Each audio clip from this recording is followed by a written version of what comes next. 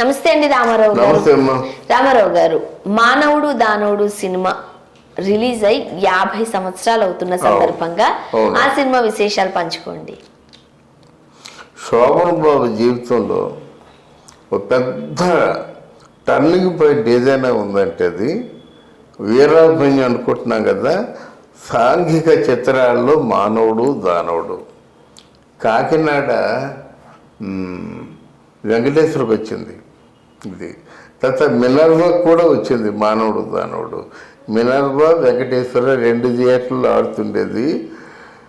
మొదటి వారం అంతా ఆ సినిమాకి పెద్ద జనాడీరమ్మ. కానీ ఈ అందులో ఎవరు వీరు అనే పాట ఉంది. ఏంటంటే మానవుడు దానవుడు చిత్రంలో శోభన్ బాబు అక్క ఒక వేశ్య.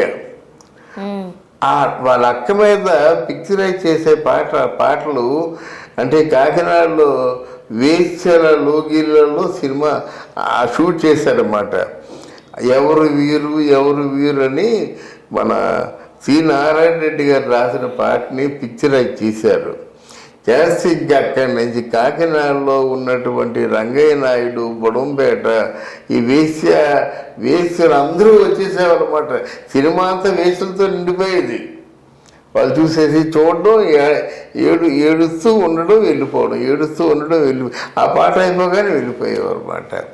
అంత బాగా సినిమా జనాన్ని పట్టుకుందన్నమాట. ముఖ్యంగా ఆ సినిమాలో శోభన్ బాబు గారు 2 పాత్రలు చేశారు. పగలంతా ఒకలాగా అంటే డాక్టర్ లాగా, నైట్ అయ్యేసరికి జగన్ క్యారెక్టర్ లో. సో దానికోసం ఆ వేరియేషన్స్ చెప్పండి. దాంట్లో ఆ సినిమా అందులో కళ్ళద్దాలు ఎంత అదొక స్టీలు కళ్ళద్దాలు పెట్టుకుంటాడు అన్నమాట. దాంతో శోభన్ బాబు అది అంటే కొత్త లుక్లో కనిపించాడు.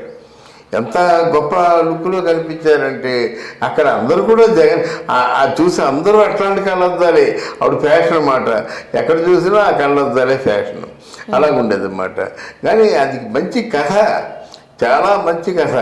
ఆయన ఎవరు, మోదుకూరి జాన్సన్ అని ఆయన మాటలు రాశాడన్నమాట.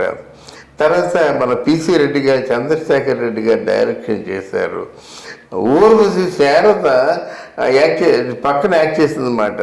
ఈయన పక్కన శోభన్ బాబు పక్కని హీరోయిన్గా చేసింది. ముక్కమ్మల ఒక గాడ్ ఫాదర్గా చేశాడన్నమాట. కృష్ణకుమారి శోభన్ బాబు అక్కగా చేసింది. అలాగా ఆ సినిమా చూస్తుంటే అంటే కళ్ళ ముందు సజీవంగా మనకి ఆ పాత్రలు ఎన్ని కనిపిస్తున్నట్టుగా అనిపించిందమ్మా. ఎంత బాగా ఉందంటే ఆ సినిమాని అందరూ కూడా ఒక 200 days ఆడింది సినిమా అన్నమాట. ఆ సినిమా తర్వాత శోభన్ తాలూకు లైఫ్ స్టైలే మారిపోయింది.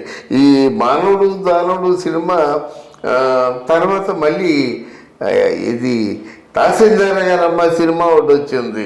ఇంకా అదొకటి. ఇక్కడ శారద హీరోయిన్, అక్కడ జమున గారి హీరోయిన్ అన్నమాట. ఆ జమున గారి హీరోయిన్తో అందులో చాలా ఇక్కడ మన జమున ఒక హీరోయిన్, ఎవరు చంద్రకాంత్ ఒక హీరోయిన్. ఎంత కావులపాటి విజయలక్ష్మి రాసినటువంటి కథ. దాంతో శోభన్ బాబు జాతకం మారిపోయింది అన్నమాట.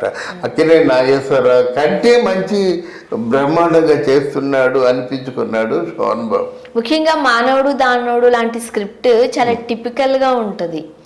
అంటే ఆ కథే చాలా డిఫరెంట్ గా ఉంటది కదా. ఆ రోజుల్లో ఆ కథకి సంబంధించి ఏమైనా టాక్స్ నడిచేవా, ఏంటి కథలు వద్దు ఇట్లా జనరల్ గా కొన్ని సినిమాలు ఇలాంటి సినిమా చేయొద్దు చెప్తూ ఉంటారు కదా. మీరే చాలా సందర్భాల్లో చెప్పారు కొన్ని సినిమాలకు సంబంధించిన స్క్రిప్ట్ వైజ్ గా. సో అప్పట్లో ఎలా ఉండేది? అసలు ఏంటంటే ఈ కథ మోదుకు జాన్సన్ ఎవరో వీళ్ళ డైరెక్టర్ కథ అనుకున్నాను. అది డైరెక్టర్ కాదు. ఆ కథని రాసింది ముదునూరు సుబ్బరాజు. ఆయన ఎక్సైజ్ ఇన్స్పెక్టర్. ఆయన ఎవరికి పిచ్చి ఇట్లాంటి నాటకాలు రాశాడనమాట. ఆ నాటకాల్ని మన కాకినాడ వీళ్ళందరూ వేస్తుండేవారు. వాళ్ళది రాజమండ్రి కోటగుమ్మం దగ్గర వాళ్ళ ఊరు మాట. అయితే ఈ సినిమాకి మూలం ఆయనే రాశాడు. అంటే పగలంతా ఒక వేషం, పగలంతా ఒక అదే కదా. క్యారెక్టర్, రాత్రుల్లో క్యారెక్టర్, మధ్యలో వేశ్యావాటిక, వాళ్ళందరి మీద పిక్చరైజ్ చేయడం, వీళ్ళ అక్క వేసిగా మారిపోవడం, ఆ అక్క జీవితాన్ని పాటు చేసే వాళ్ళ మీదేమో కక్ష తీర్చుకోవడం, వైద్యుడిగా సేవలు అందించడం, ఒక మానవతావాదిగా వాళ్ళు కక్ష తీర్చుకోవడం, ఇంత ఇంత వెరైటీ కథని రాసింది ముదునూరు సుబ్బారావు. కొంతసేపటి వరకు ఇద్దరు శోభన్ బాబులు ఉన్నారేమో అనుకుంటాం మనం కూడా. అనుకుంటాం, అలాగే ఉంటాం. అదే అందుకే కదా సినిమా అంత బాగా హిట్ అయింది. ఇప్పుడు ఆయన మహానుభావుడు, ఆయన సుబ్బరాజు గారు లేరు. వారి శ్రీమతి విశాఖపట్నంలో సాగర్ రోడ్లో ఉంటుంది. వాళ్ళ అమ్మాయి సాయి ప్రియ మంచి రైటరు, చక్కని, అంటే ఆ తండ్రి తాలూకు పోలికలు వస్తాయి కదా. అయితే ఆయన సినిమా చూశాడు. సుబ్బరాజు గారు అంటే ఒక విధంగా నాకు గురువు గారు లాంటి వారు, గురువు గారు కాదు కానీ నన్ను బాగా అభిమానించే వ్యక్తి. మా ఊరే ఎక్సైజ్ ఇన్స్పెక్టరు. కానీ ఆయన సినిమాకి వెళ్ళాట. సినిమాకి వెళ్ళి చూడగానే చూసి ఇదేంట్రా ఇది నా సినిమా లాగా ఉందని చెప్పి ఇంటికి వచ్చాడు. ఇంటికి వచ్చి మొత్తం స్క్రీను ఆ పేపర్లన్నీ తిరగేస్తుంటే dialogue by dialogue, scene by scene ఉందన్నమాట. ఏదో ఒకటి అలా సీన్లో ఆ కంపారిజన్ వస్తే బాగుండు. అలా కాకుండా మొత్తం మక్కీ సినిమా ఉండేసరికి తిన్నగా వెళ్ళిపోయి శోభను కలిశారనమాట. మీరు ఎవరంటే బస్ ఆల్సో, అంటే పొజిషన్ ఉంది కదా, ఎక్సైజ్ ఇన్స్పెక్టర్ కదా, ఇలా వచ్చాను, కలవడానికి వచ్చానంటే రైట్ కూర్చొని మాట్లాడిన తర్వాత ఏమో మీరు సినిమా చేశారు, సినిమా చాలా బాగా ఆడింది, సినిమా చాలా బాగా తీశారు, నాకు చాలా సంతోషంగా ఉంది. కాదంటే ఇగో స్క్రిప్ట్ ఇది, ఈ స్క్రిప్ట్కి సినిమాకి ఏదైనా సంబంధం ఉంటే నేనేం కోరుకోవటం లేదు, ఈ స్క్రిప్ట్ నాదని మీరు అనౌన్స్ చేయండి. ఒకవేళ సంబంధం అయితే మానేసేయండి, దానికేముంది. సంబంధం లేనప్పుడు నేను అలా మక్కి ఎలా దిగిపోయింది. మక్కి అంటే సన్నివేశాలు వాళ్ళు బాగా గుర్తున్నాయండి.